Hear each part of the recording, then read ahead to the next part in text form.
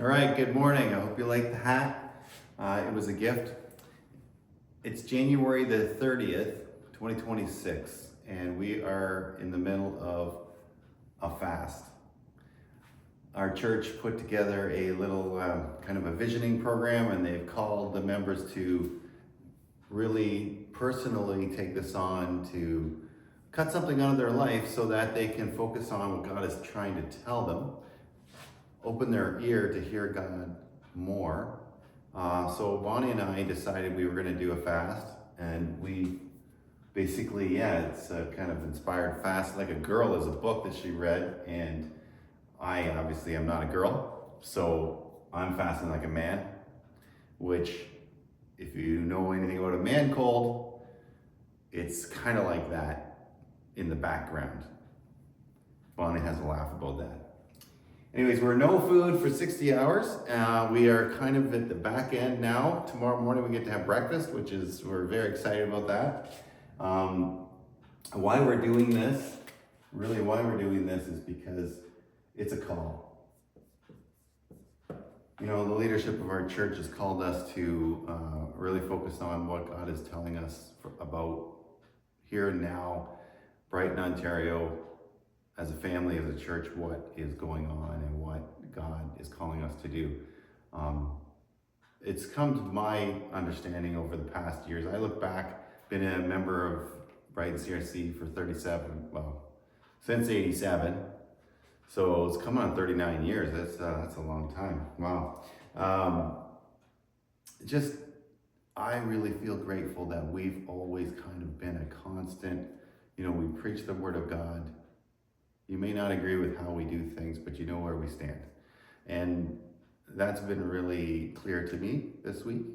Also, the fact that our world really does need church, spirituality, religion, a constant. The new generation needs to hear from God. And if you're not hearing from God at church, then church needs to do things differently. Thankfully, we are preaching the gospel every week. But it was a call, so I'm being obedient. And that is something that when you're fasting, you have to be obedient. There's been many times when I was offered this or that, a cookie, whatever.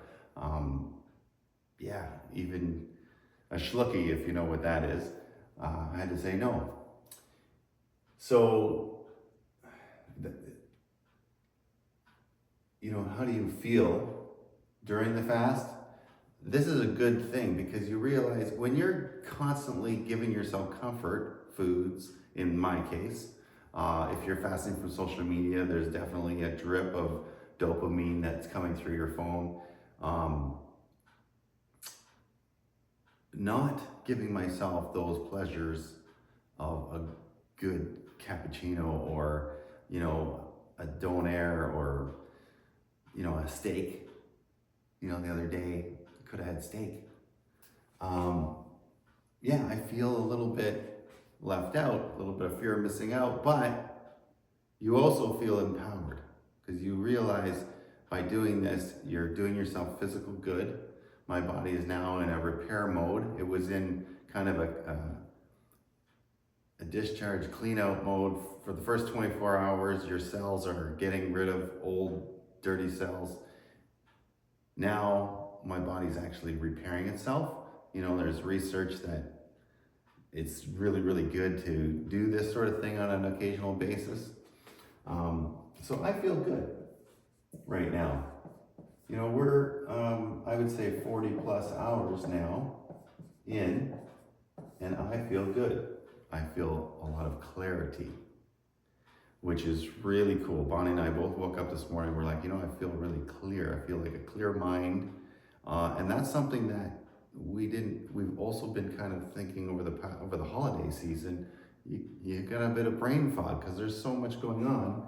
And there's it's party after party. But anyway, so what are you learning? Yeah, I'm learning that this is really healthy. And I'm also learning that this is giving me time to think about what I'm doing in my life. I've got more time and I'm more clear. So what I've learned is that I'm more clear than ever before that our church needs to be in a spot of leadership in our community.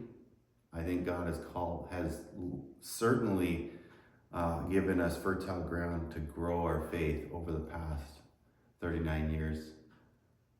You know, we're stepping into our 50th anniversary soon. Gives me chills just thinking about that. But in 2026, churches need to be known as a place of worship. Churches need to be known as a place of care. Churches need to be known as a place of healing. And that's what I'm seeing through my fast. I'm seeing a call to leadership. And I'm so thankful that we're part of a community that's not afraid to step up and lead.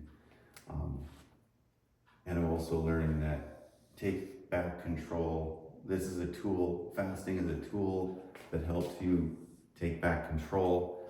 Jesus calls us to take captive every thought. Because as we know, we tend to think about ourselves a lot, and there are destructive things that go on in our head. And that's the teaching there.